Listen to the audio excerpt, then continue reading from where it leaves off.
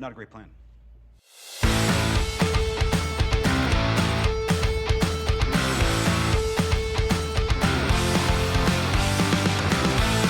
Hello and welcome to Subculture. My name is Jarrod. And I'm Edwina. And if you listen to this is our Once More with Feeling series on Buffy the Vampire Slayer. Today we're up to Season 5, Episode 3, The Replacement. This episode originally aired October 10th, 2000. That was a couple of days ago. Wow. Written by Jane Espenson and directed by James A. Contener. I think I got that right. Yes. Over to you, Eddie. This is a full spoiler podcast. I'm a huge fan, but Jarrod has never watched the series all the way through, and I'm trying to convince him it's actually worth his time. Come on, quickly! Yeah, I guess, yeah. It's worth my time. That question, I don't know what to say to that question anymore. Because it's taking up question. It's not a question. It's just a statement. Letting people, a mission statement. It's a mission statement about the podcast, Jarrod. Okay, yeah, all right. Well, it's taking a lot of my time, that's for sure. So, Eddie, what was it like rewatching this episode for you? Yeah, well, we get the evil twin trope again. Only this time, the special effects are so much better because they are not actually special effects. Yes, best way to cheapen special effects is to not use them at all. Yes. Nicholas Brandon has a real-life twin brother. Called?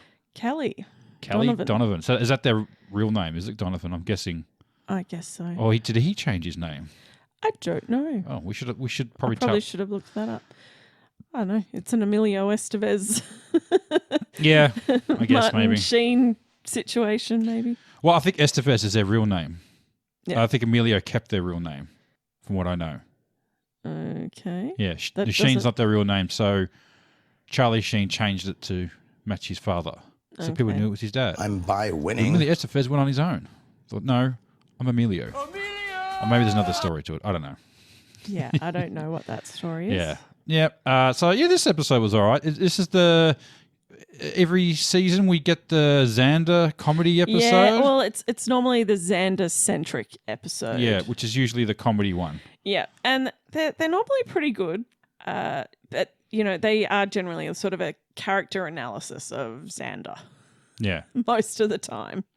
So we see he's the best of Xander and the worst of Xander. Yes. So, I do really like this episode. It's a pretty fun episode. Mm-hmm. And fairly light-hearted. It's almost a filler episode, except there are some... bit of foreshadowing in there? Yeah, there's sort of some themes and side arcs going on in this episode that you don't realise are actually main arcs. So it's not, this is a never skippable one for me. Yeah. Never skippable. All right, so write this that one down. doesn't get skipped. No. Even though it does, you can skip it. Actually, no, out of the Xander-centric ones, this one, you can't skip this one. I thought, would you skip any of the Xander-centric episodes? No. No. But you can. Because they're generally not part canonical. Yeah, exactly. Well, I was going to say this one also has a bit of a character analysis of Buffy as well. Buffy and Riley's relationship. That little bit at the end, huh? And Anya and Xander's relationship, which I'll talk about after you do the synopsis. All right, let's do a quick summary and we'll get back into it. Xander starts looking for an apartment after growing tired of living in his parents' basement. Xander and the gang all go to look at a place and Anya gets upset when he tells her he may not be able to afford it. Meanwhile, Giles is attacked in the magic shop, before it even opens, by a smelly demon that was searching for the Slayer. Was he smelly? Yeah, that's how they end up at the garbage dump. Yeah, because they're like, he had a distinctive smell. Okay. Right. No, he said he had an olfactory smell. An olfactory presence about him. Okay. I think is what Giles actually says. And then, yeah. He later identifies the demon as Toph. Searching the city dump, the gang are distracted by Spike when Toph attacks. Xander is hit by a strange magic boomstick blast after he pushes Buffy out of the way. He gets help to his feet and walks off, but there is another Xander still lying in the trash pile. Dun dun dun! The next morning, Trash Xander awakens at the city dump and then discovers his suave double upon returning home. Suave Xander is well dressed, gets a promotion at work, signs a lease for the apartment, flirts with the real estate agent, and sets up a date with Anya. Trash Xander watches all this happens and finally confronts his double. After the two Xanders see each other, the suave Xander talks to Buffy and she makes this a matter of Slayer business. Soaked by the rain, Trash Xander goes to Willow and tries to explain that his double is taking over his life. He then suddenly realizes that his double is after Anya. Anya and suave Xander discuss their future and Anya expresses her fears about not living forever. Giles discovers that the rod Toph used on Xander split him into two Xanders, one with the weak qualities and the other with the strong qualities. Toph intended to use the rod to split the Slayer into two beings. As one half can't survive without the other, the death of one will kill them both. Trash Xander crashes the date between Suave Xander and Anya. Both think that the other is a demon, and Trash Xander pulls out a gun. Buffy arrives just in time to tell the doubles the truth about the situation and convinces them not to kill each other. Toph appears and Buffy and Riley manage to kill him. The two Xanders eventually begin to get along, and Willow ends the spell, making them one again. The end. Okay, Eddie, where are you going to start with us tonight? I don't know. Afternoon. You know, the Xander-centric episodes, they're always pretty relatable, I think. And this really? one, yeah. I can't remember the last time I was shot by a magic broomstick by an evil demon that split into two. But that's not what it's about. It doesn't happen that often. That's not what it's about. Oh, but okay. It's those, those insecurities, being your own worst enemy, like self-sabotage, like those. Yeah, okay, yeah, I get that. Themes are relevant within this episode. And, the evil twin, it's a classic sci-fi trope. We've seen it even used before in the show. It's not even the first time they've used this in the show. I know. It was used with, Willow and Doppelgangland. And, it is a great trope for exploring the philosophy of what it means to be human. Yes. I think there's an episode of Star Trek, The Enemy Within. I think that's even referenced in the episode. Was that when there were two Rikers? No. Oh. Gone Shatner. Oh, okay, right. That's what Xander says, kill them both. Spock? Okay, right. At the end, both of them say it at the same time. Oh, all right. And it was like, what happens if it doesn't work? And also like Bizarro Superman, that comes up. That happens all the time. But probably one of the best examples that I've seen use this trope is actually Rick and Morty, and they did an episode called Rest and Rick's Relaxation. I literally just watched that one the other day. Yes. And they have their toxins removed. Yeah. But it's in their reality, it's their toxic. It's what they perceive as their toxic traits. Yeah. And I think you're watching it, and it's similar, isn't it? But it's not like one personality is better than the other. When they have their toxic traits removed, they're still kind of trash people. Yeah, it's really about perception, isn't it? What you say is a toxic person. So if you're really conceited all the time, like that probably won't be removed. Mm. And it made them very placid as well. And it didn't just take the negative parts; it took part of them as well. Yeah, that makes them. And as you said, what it means to be human. Yes. So being a dick is kind of being a human sometimes, even though it's a negative thing. But, in certain situations, you might need to be a nasty person to get out of bad situation or something. But it was what they perceived as their Exactly, weaknesses. So I think Rick perceived his love of Morty as a weakness. Yes, and he used that against him, yeah. Yes, and that's how he kind of saves the day in the end because he knew he doesn't give a shit about him. Yeah. So then the detox person version of him would give a shit about him. Yes. Yeah. And it is that thing, you need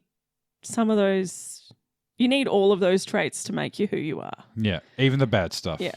And, there's a lot of things that I'd love to remove my weaknesses. And who wouldn't want to remove, the weaknesses removed?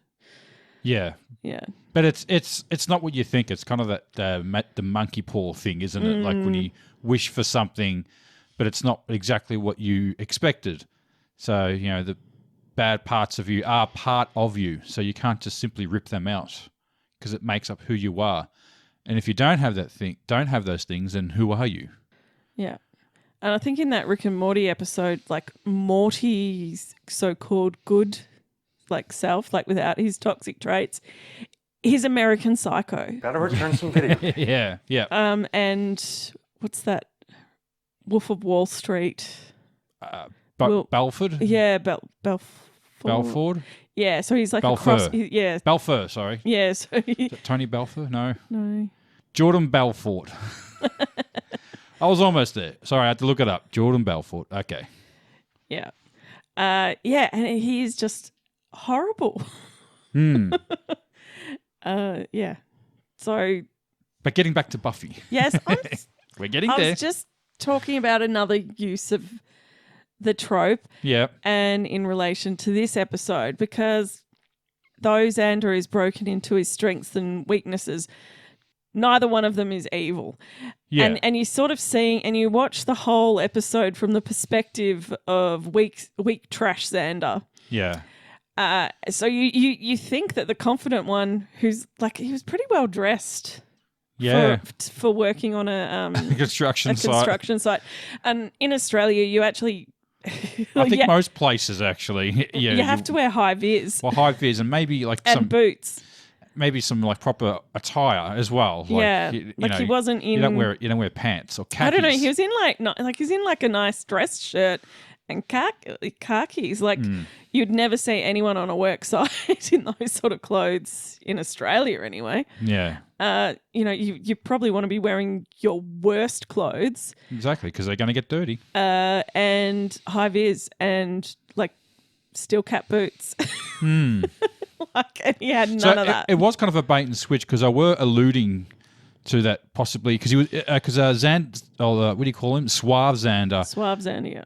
Had he always had sort of a bit of a menacing look on him, like he was up to something. Well, he was just confident. Yeah, I know, but the bait and switch on it was that it was leading to that he was evil, and the demon had done something. And then the shiny thing. And then he had the little shiny coin. And if you watch it, at every time he's talking to someone, he's shining it right in their face. I would have been Can you stop doing that? I'd be like, that's really annoying, mate. Can you fuck off? I'm giving you a promotion. Trying to give you a promotion here. Can you? I'm hitting on you. Can you stop shining that thing in my face? Yeah. There's definitely a misdirection there on purpose to make you think that, oh yes, there's definitely something wrong with that Xander. Yeah. So Goofy Xander's weaknesses was he's portrayed as dirty, clumsy, accident prone. He's really insecure, but also self-entitled. And generally his own worst enemy, his self-sabotaging, self-loathing, he hates that guy. He hates him. But he doesn't know it's him though, so but yeah. Yeah. He really is his own worst enemy. And then he even tries to kill himself. Yeah. If you think about it that way. And Suave Xander is all of his strengths are he's clean, charming, funny, confident, smarter, and charismatic. Funnier? Yeah, he was cracking jokes Oh yeah. with the real estate agent and stuff. Oh, that's right. Yeah. And very typical Xander jokes as well. Yeah. Which is something Xander does a lot, is cracking these jokes. Yeah, that's his thing. that cover up his insecurities. Insecurities, yeah. But both of them still have a lot of compassion. So what traits went into what's that? Like, are they almost equal? Like, is compassion and love, because they both have compassion and love for Anya and their friends. So are they seen as is compassion and love seen as both a strength and a weakness? Oh. So therefore it's in both of them? I guess so. Well, can I ask you this question? We see what the positive in suave Xander was and the negatives in trash Xander. What were the opposites? What was the negative in suave Xander and the positive in trash Xander? Do you think that was there? Or was there none? I think suave Xander was definitely more in tune with what was going on with Anya. Well, that's a positive. I'm talking about, was there a negative effect? What was there? Negative. So we saw the positives. Was there a negative of him losing that part of him, is what I'm trying to say? The same with Rick and Morty. Yeah. There was sort of a negative effect with their toxins being removed. And the same with Xander. What was the positives in him? Well, I don't think... The trash Xander, I mean. Yeah, there didn't seem to be Did it seem any. to be any? You couldn't pick anything up on that? Or was just pretty straightforward with it? They weren't getting that deep? No, I don't think they were going that deep. Yeah. But I think trash Xander was the one that was probably... But the moment they started speaking to each other and hanging out together, they pretty much became the same. Yeah. So they'll pretty much became, what is it? He's a bad influence on himself. Yeah. Yeah, so there wasn't really that negativity that was in Rick and Morty. Yeah. Which is why I think maybe Rick and Morty did it a little better. Yeah, well, they did, yeah. Of course they do. But They go deep with that. Then again, but Buffy did it. Did it first? Well, I don't think they did it first, but... Well, Eddie, it's not a did it first, it's who did it better. Exactly. So something I wanted to say, a little game I was playing was Spot the Twin, because... yeah, you were doing this. Because you knew that, obviously, that Kelly Donovan wasn't much of an actor, so all the speaking roles were Nicholas Brendan doing, and his brother doing a non-speaking role, so when they were walking past each other and stuff. And you could tell the difference between the two. And obviously the scenes where they were standing next to each other, you could tell they'd actually switched actors. So when one was talking and the other one was talking, and you could tell that, although they are identical twins, there were facial structural things that were slightly different. So the game I was playing, which one was it? It was one on the left, one on the right, one on the left. Yeah. It was a little distracting, but you could tell, yeah. Yeah, I did not do that. But yeah, it was definitely better than the bad split screen that Willow had to put up with. All right, maybe we should talk about Anya and her mortality. Well, she was acting a little weirder than normal in this episode. And wow. she had her arm in a sling. So we find out that she'd suffered a dislocated shoulder from the attack from the Harmony gang in the previous episode. And I've already talked about her being a coded autistic character. Yes, you have. But I think this episode really highlights her struggles. And also in the previous episode, they were playing the game of life. Yes, they were. Yeah. So I think that's given her like this basic outline of things that you're supposed to do in your lifetime as well. Yeah, okay. So a checklist of things. And you also have to take into account that she was a demon who has lived for 1,000 years. 50 years or so is going to seem like a very short amount of time when you've already lived for 1,000 years. Yeah. And she's also trying to almost mimic being a human at this point, which is, like what a lot of autistic people do is something called masking. And it's so they do what they think people want them to do. Yes. Yeah, in social situations. which can be quite is very confusing for her. So, but yeah, she is all after sort of this brush with death. She is then like, Xander needs to move out of the basement. You know, she needs to start getting her life going. You know, they need to start having kids and getting married and moving in together and doing all those things that adults do. Yeah, that's what you're supposed to do, isn't it? Yes, but you don't have to do it all at once. At once. Yes. So. She has apartment of her own? Yes. We've never seen that, have we? No, I think you saw it in this episode. Her apartment? Yeah. Really? Yeah. What scene was that? Was that the final scene or? When he's like talking, he sends a message on the phone. He talks to her on the phone. Yeah, and then, she's wearing that. And then Trash Xander actually breaks into that place to get her, to get the gun. Yeah, to get her gun. Yeah. Why didn't he just move in with her? Well, that might be a bit too much of a. Okay. All right. You're not meant to move in each other till you're married. That's how it works. I don't know. I don't know why he hadn't spoken to her about moving in with her. Yeah. Yeah. She got a job? No. No. Okay. Don't really know what she does at this point. She just sits there and reads all the time. Yeah. She's just kind of just hanging around. Yeah, she's just there. She's just kind of there. She does get a job eventually. Like, she ends up working at the Magic Box. Maybe she's got like all these millions of dollars she's taken from the people she's zapped over the years and stuff. Yeah. She must have something. Well, there must have been something that she... Because she used to pretend to be human to get her victims. So she would have had to at least experience commerce in some form or another of buying clothes and whatnot. Yeah. Or stealing them, maybe. Yeah. But yeah, Suave Xander was very, very in tune with the fact that there was something wrong. Like, there was a reason why she was acting weird. Yeah, he picked up on that straight away. Yeah. And he, you know, I think he also put her mind at ease as well, because she was like, you know, you're not going to love me when I'm old and wrinkly. And he's just like, I can't guarantee that, but it doesn't sound horrible. It was just, he was just saying, you know, the right things. Yeah. Yeah. So that's nice of you. Suave Xander. Yeah. Is that a thing, or did you make that up? Oh, I think I've heard someone say, I think that was in the description. There's suave and goofy, but I just went with trash because he looked like trash. I like the sounds like trash. Trash Xander sounds like Trash Panda.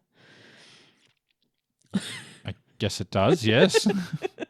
I don't know. I just like Trash Panda. All right. Yeah, a raccoon. Oh yes. Like bin chicken. Yes. Trash Panda, bin chicken. Yeah. Yeah. All right. And another reason that I really love this episode, we have hardly any Dawn in it. Except for the start, yeah. Yeah. And I think she's only in it for about 2 minutes. And I think it's just there so Joyce can mention her headache, which will also lead into some events further down the line in this season. Spike is also Spike is also barely in the episode, and he has this blonde mannequin that he is talking to and playing with. Yeah, yeah, and dressing. Very, very lotion on its skin sort of thing, isn't it?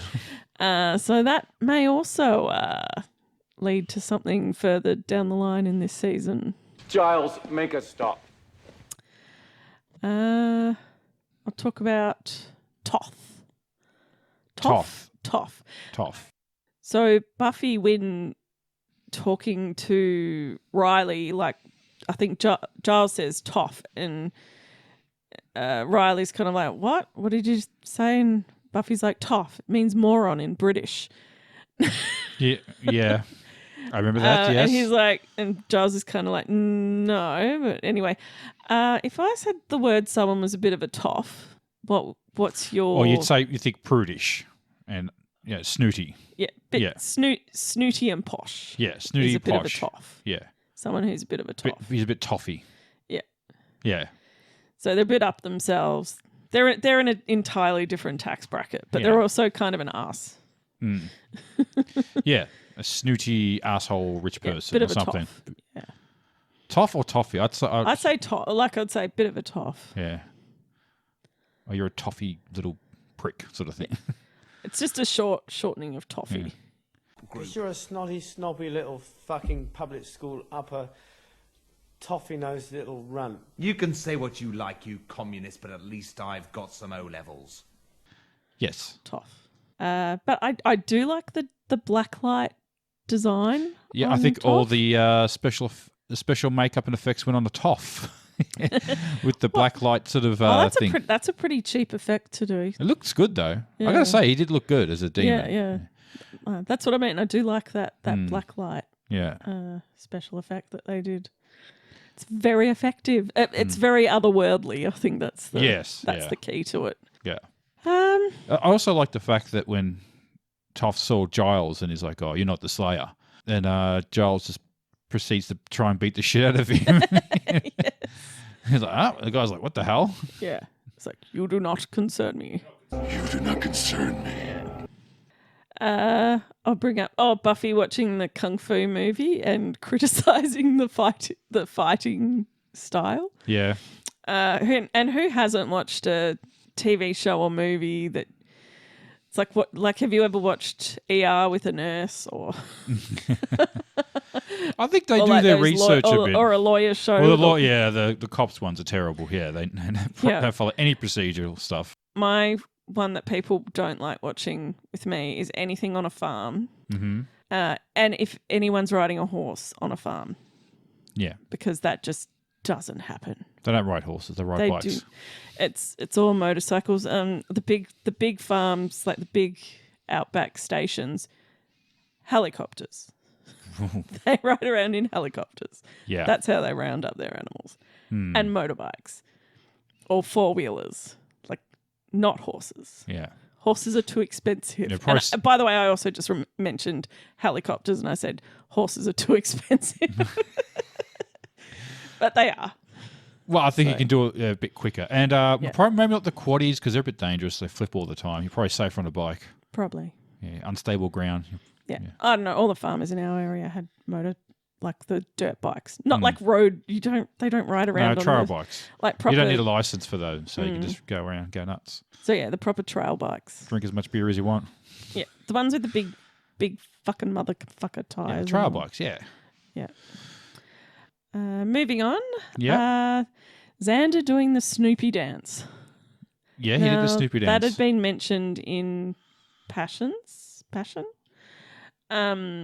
Now, I think Nicholas Brendan gets asked to do it all the time at the conventions. Oh, really? Yeah. Oh, God, that'll get and old very quickly. And that's where he pretty much makes his living now, is doing the comic book conventions. Yeah. And I don't think I think he just flat out refuses to do it now. I think he used to do it. Yeah, I'm pretty sure he just, when people ask him to do it, they're just like, no. No. Yeah. No, too tired. I think I've got a sore knee. kind of like what they I think, when did we go see? Oh, we went to one of those Armageddon things, and Will Wheaton was there, and someone asked him to sing Soft Kitty, and he just refused by saying Soft Kitty's for when you're sick. So it's for when you're sick. Right. So I think he just says you only do the Snoopy dance at Christmas. Okay. Yeah. That's a bit better. Yeah. All right. So avoid the conventions at Christmas then. I doubt they have them around that time of year. Yeah. I remember reading about Gary Coleman. Oh. Remember what you're talking about? What you talking about, Willis? Yeah. People used to ask him to say that all the time, and it got to the point where I think he got in a fight with someone. He punched someone out. Yeah. Asked him to do it. I probably chased him down the street or something. No, it was while he was working, because he was like a security guard. Ah, right, yeah. So there's a security guard, and someone came up to him and started saying, say the line. Oh, God. Say the line. Could you imagine being a celebrity and have people scream at you from across the street? Stuff like that, say the line, or what you talking about with us? Everywhere you go, there's someone just screaming that out at you. Yeah. I remember seeing an interview with Dave Mustaine, that was the original guitarist for Metallica. Yeah. And it was in that documentary, some kind of monster that Metallica made, that Saint Anger album. Yeah. Everyone's sort of forgotten. Everybody's favourite Metallica, album. And Dave Mustaine's in the interview, and he's talking to Lars Ulrich, and he's like, oh, and he's such a dweeb as well. He's like, oh man, people be at the street like, hey man, fucking Metallica, man. And people hated me because of you, man. It would just get old so quickly, like people just screaming shit at you all the time. Yeah. I understand. I get where they're coming from. I probably would end up punching people too. Actually, probably the best person to punch someone was Buzz Aldrin, punching some guy who tried to say that the moon landing was fake. Yes. Yeah, just like this fist. All right, now I'm just going to go on a bit of a rant. Oh dear. For a little bit. All right, I'll leave the room. Well, I'm just going to go on a bit of a rant about Riley in this episode. You really don't like this guy, do you? I get the feeling you just don't like him. He's particularly annoying in this episode. And you can really see the cracks appearing in Buffy and Riley's relationship. Bastard. So I get very frustrated with him and his character because he also sends Buffy mixed messages. Yeah. So you've got that scene in the car where he tells Buffy, he loves her, every part of Buffy. He doesn't want her split into separate entities, where he could have, there is an opportunity there where he could have a normal Buffy without her superpowers and then have a separate Buffy who has the superpowers. Yeah. Without having Slayer Buffy in his life and just having Buffy, he could have, the normal girl that needs him for protection. Yeah. That he seems the to weak really... Buffy. Yes, yeah. like a weaker Buffy that he seems to need. He seems to have an issue with. And she can tell that he has an issue with her Slayer duties. Like, she's reading a book, studying, and he's interrupting her. He starts going on about when Toph attacks, he's like, oh, who mentioned Buffy? Where is he and how hard can I kill him? Like this real macho, masculine crap that comes along. But Buffy can tell that he has an issue with it. But there he is telling her, and it's in this clip. Riley, do you wish... No. No?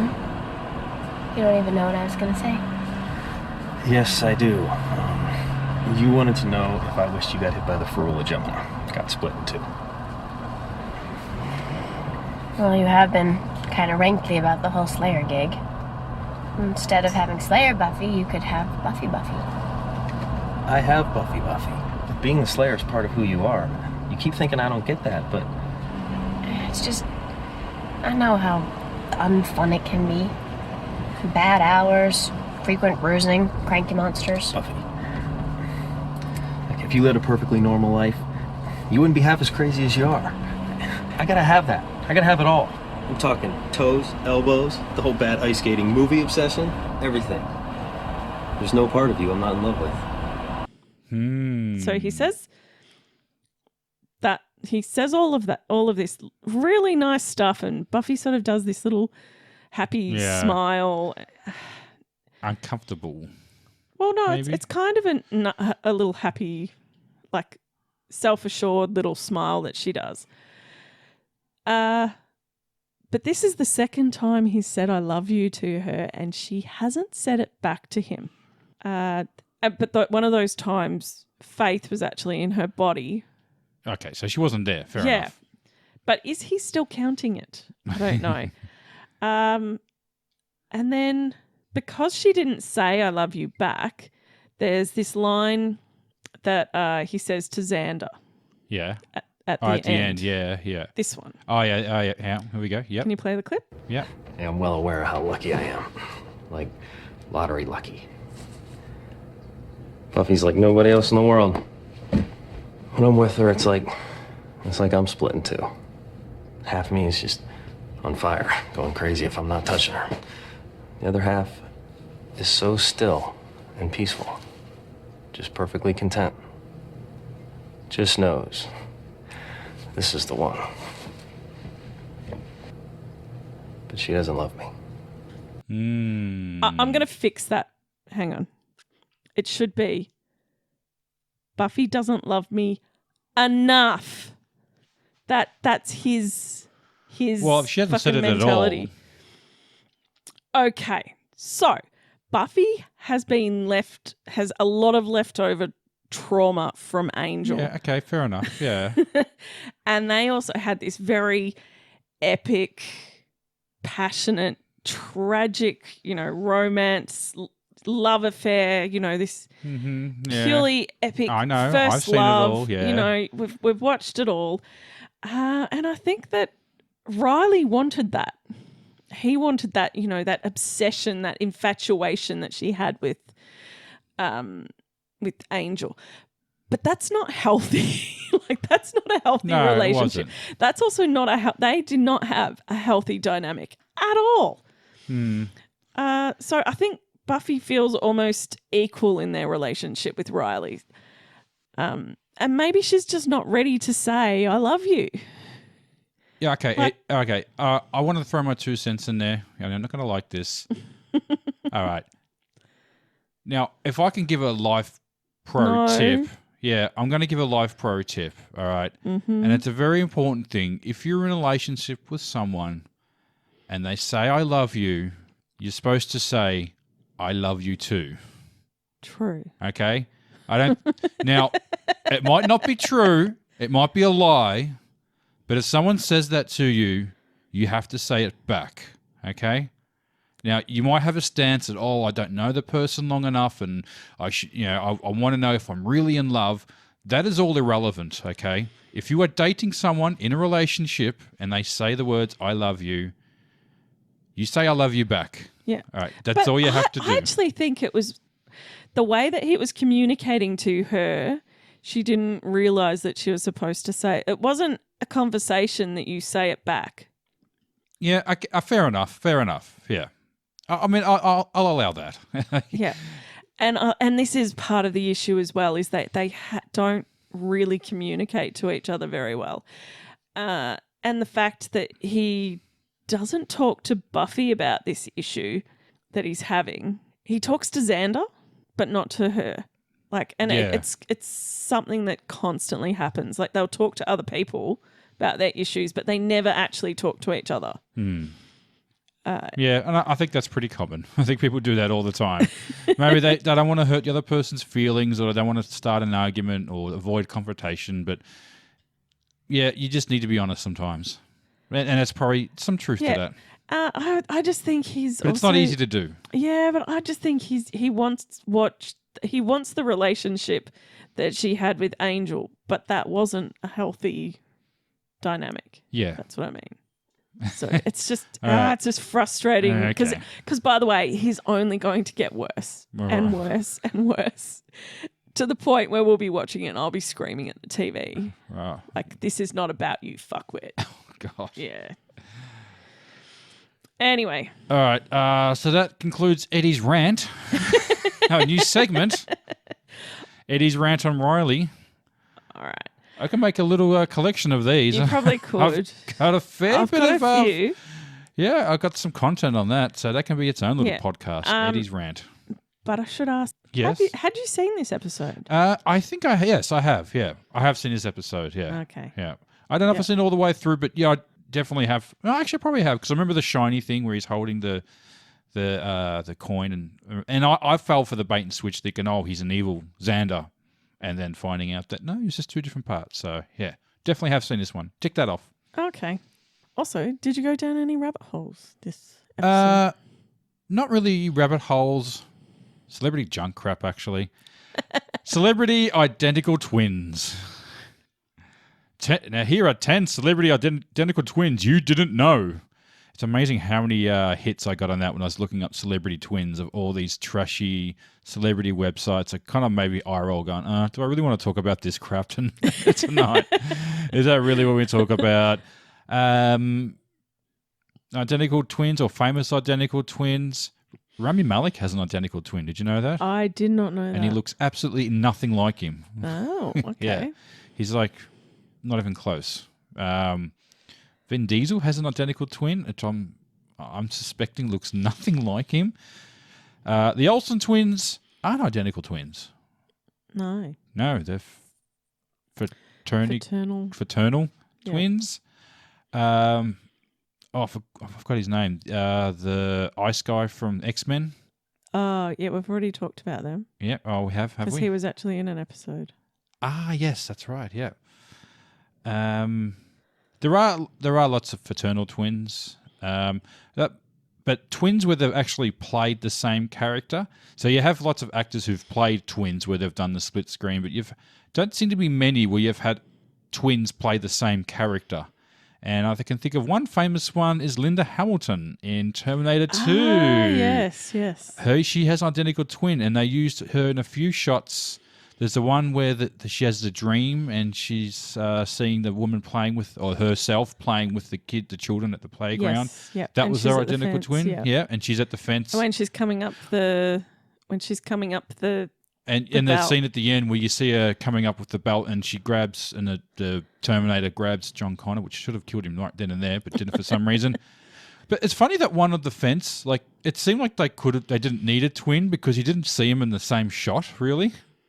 They could have got away with just having like a stand-in, you know. But it just meant he had more options. yeah. Yeah. And I think there was also a alternate ending where they used her as well at the end, where they used the twin. So there's some tidbits for you. But yeah, not too many instances where you've had the actual twin. Well, apart from children, which is obviously they do it for children for labour laws, where kids can only work certain amount of hours a day, so they have one start and then have the other one finish, or even with babies, one's crying, change it over. I suppose they don't need to be identical.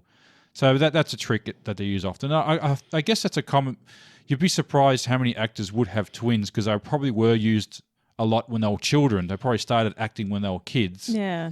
And then one of them would continue on the career and the other one would go on to something different. And so it's probably a little more frequent. Well, not that frequent. I couldn't find that many. Armie Hammer isn't a twin. Nicolas Cage isn't a twin. So, yeah, lots of actors have played twins, but, yeah, not many. So that was my little rabbit hole. Nothing really interesting in there. So, was there anything you noticed, like anything you wanted to talk about from this episode? Oh, actually, one thing I wanted to mention, now that you bring it up, thank you. No more bronze. Is it we don't see the bronze anymore? Oh, no, we will see the bronze. Yeah, we haven't seen it in a while, though, have we? No, they've just got other things going on, I guess. Yeah. Haven't even had any nighttime shots. Like, barely had a... Oh, no, we have, actually. Yeah, we have. The trash was at night time. Yeah, they're just not hanging out. Yeah. They're just at other places. I guess, yeah. You figure now that they're all over age, they'd be drinking a lot more, so you figure they'd be hanging out there a bit more often. But no, they're just in... Which is a shame. They're watching movies in Xander's basement. Which is a shame, because that was my musical sort of rabbit hole that I would usually go down, but now there's not many musical acts anymore. I haven't been sort of finding any. Well, I think the whole thing is that Buffy's meant to be sort of focusing on her Slayer studies. Yeah. So she's spending a lot more time training and studying. Yeah. Doing research on Slayers. Yeah. No, that's it for me. Want to go to question time? Yep, sure.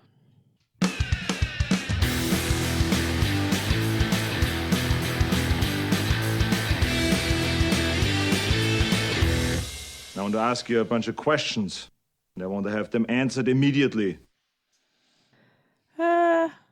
Which character was your favourite in this episode? I like the Xanders. Yeah. Yeah, I think I like the Xanders at the end when you actually can't tell them apart. Yeah. And they just keep finishing each other's sentence. Like they keep saying the same things. Yeah. It's nice. Yeah. Yeah. Which character do you love to hate in this episode? I guess the right answer is Riley. Yeah. Did I get that one right? I'm going to go Riley because of his mixed messages to Buffy. Yeah. I wonder what his mixtapes were like. All right. LOL moment. Guess the threesome moment was pretty funny at the end, where Anya says, "Oh, can I take him home for the night and have sex with him?" She said, I think it's something like, "We don't have to reinstate things right away. I can take them home and we can all have sex together." Yeah, and she's not even coy about it. Like, "Oh, I just want to take him home for the night," or something. I'm going to take him home and have sex with him. No, I think the funny part is actually Xander going, "She's joking." No, she's not. She entirely wants to have sex with both of us, which is wrong and also very confusing. It's not gay if you're yourself. Yes. And Giles is like, we need to light the candles. Also, we should continue pretend we heard none of the disturbing sex talk. Yes, that scene is mine is my favourite LOL moment of the episode as well. Yeah. Favourite fight scene? Well, I guess the fight scene at the end with Buffy, it was pretty cool actually. She did like a little flip kick on the end. Oh, yeah. There's some pretty cool moves she did actually. Yeah. Yeah, I think this the new Spuffy's got some more moves, I think. Yeah. Something, yeah. Yeah, I was just going to go the Giles Toph fight scene where Giles doesn't become unconscious, which is unusual for him. Very unusual. Favourite scene? I thought Xander following himself around was quite sort of, all those kind of scenes were kind of funny. Yeah. Of him running around and overhearing his conversations and narrating what's going on. Maybe the construction one was the best. Okay. Yeah, I like when they're about to do the spell to put them back together and they're just joking around and you pretty much can't tell them apart anymore. Yeah. So did she kill the other one? No, they just joined. Well, one of them was cleaner than the other, so one was clearly so. Oh, it was pretty obvious which one was which. But I mean, there's a fact that which one was which, but then when he was put back together, he was the trash one. It seemed like because that was just the clothes he was wearing. Okay, but the other one had clean clothes on. Well, maybe all the dirt mixed together. So it's easier to you can't take away the dirt. Okay. Like I was just thinking the Prestige. They killed his brother. It's just been mixed together, so you're just adding more dirt. Yeah. Least favourite scene? I think Dawn watching Buffy at the start. Yeah, kissing. Yeah. And then she's doing the sibling thing. I'm not in your room. I'm in the hallway. Oh, she's doing the fucking annoying sister thing. Yeah, the technicalities. I'm not touching you. I'm not touching you. I'm not touching you. I'm not in your space. I'm just going to punch the air like this. And if you get hit, it's your own fault. Yeah, my least favourite scene is Trash Xander with the gun. Oh, okay, I don't know, guns always feel out of place on the show. It felt like shit got real when he whipped that out, didn't it? Okay. Yeah, I felt uneasy when he pulls out the gun. Yeah. I was like, oh, actually, there are actually some really bad consequences from this. Yeah, there could be. There's actually real danger here. Did like how Suave Xander just, when he had the gun, just unloaded the bullets and gave it to Buffy, and Buffy was like, well, suave, exactly. Favorite quote. It was Buffy and Giles at the end, and when the Xanders are getting along really well, and Buffy's kind of like, are they kind of the same now? And Giles, yes, he's clearly a bad influence on himself. Yeah, that's a good one. I also have. Wait till you have an evil twin. See how you handle it. Malloy's like, I handled it fine. Or hurt. I also do like Buffy's line. If Xander kills himself, he's dead. Yeah, that's right. Yeah, Yeah, that's right. yeah, that works. Yes. Yeah. Who gets the wooden spoon? The building manager. Why? She was hitting on the dude, yeah. and he was there with his girlfriend. Sorry, I was thinking you meant his boss. No. Yeah. Oh, that's not the. Yes, that is also correct. Not the building construction manager, the real estate building manager woman who was there with his girlfriend. They were still obviously together, and then she starts hitting up on him. And my first reaction when I saw that character too, oh, she's evil. Yeah, you did say She that, peed from a actually. corner. She wasn't evil, but she got the wooden spoon. That was also like our son came in when Spike was talking to the mannequin, and he's like, he's totally going to kick her head off. And then literally 6 seconds later, Spike kicks her head across the room. Oh my God, I was right. I can't believe that. Yeah. Anyway, I'm giving the wooden spoon to Toth. Like, don't go after the Slayer, for crying out loud. Like, when will these freaking demons He had learn? a good plan though. It was better than like kidnap one of her friends and hold her hostage. How is his plan good as well? Like that, though it would split her into two. Like Riley was right. They would have been like a superpowered Buffy who also knows that not non-superpowered Buffy needs to be protected. It's not a good plan. It's not a good plan. They never are. No. Not a great plan. Yes. Don't need this, trying to be the alpha male demon and be all like, I killed the Slayer. Like, Just for bragging rights. just for bragging rights? No. Your own worst enemy, buddy. You deserve to die. Yeah. Now, who's the MVP of the episode? I gave it to the Xanders. Suave Xander, I think, maybe. Yeah. I think Suave Xander, he is kind of the MVP, even though they do kind of tease that he's the evil one. Yeah. Well, he helps out Anya. Yeah, he does. He also handles this situation with his other self, with Trash Xander pretty well. Yeah, he does, yeah. Listens to Buffy when she says, give me the gun, Got himself a promotion, turned down the offer from the real estate agent. But when he could have easily have been tempted. So, yeah. Yeah, I think Suave the Xanders. Maybe not Suave Xander. Suave Xander. Yeah. I'll let you have that. Okay. Who do you got? Yeah. Oh, Xander. Yeah, okay. The Xanders. And what do you rate the episode out of 10? Using something from the episode. Sorry. I gave it, 5 pairs of khakis. I went 8 out of 10 magic boomsticks. I'm just going to call it magic boomstick because I can't actually pronounce what they called it. Okay. A boomstick is, isn't it? It's a gun. It's a gun. But that's the one Ash that's uses. the one from Ash. From Evil Dead. They just call it the boomstick. Boomstick, yeah. It goes boom. Well, it just went boom and it was a stick. I think it's the brand name though. I think boomstick. Boomstick? Maybe. I don't know. I don't know guns. I don't know. I know pretend guns. All right, Eddie. Well, I think we've reached the end of the episode. Is there any last minute things you wanted to sneak in? No. No? What about yourself? People don't watch TV together anymore. What, where your friends just come over Do you ever go to your friend's house to watch TV? Well, no, but No. I'm in my 40s. Maybe. When I was younger, I probably did. Maybe, Yeah. yeah. I don't know. Maybe it's an old thing, generational thing. Anyway. Well, you know what? There's not really event television anymore like there used to be.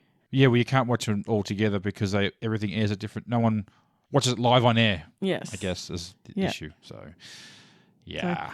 And also some TV shows will do a whole, there's a whole season that you can watch or it's week by week.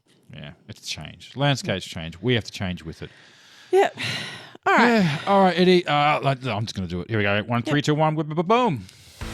All right. Well, I hope you've enjoyed listening to us tonight. We are Nerd Subculture. My name is Jarrod. And I'm Edwina. And if you want to follow us on the internet, Eddie, where can you find us? You can find us on TikTok, Twitter, Instagram. There is a Facebook group and you can email us at nerdsubculture buffysummers@gmail.com. And if you want to help out the podcast, please follow the link tree on the socials to the merch store. Yes, so like, share, subscribe. All those things, push buttons, notifications, everything you have to do. Push every single button on the internet. Now, do it now. All right, we'll see ya. Bye. Bye.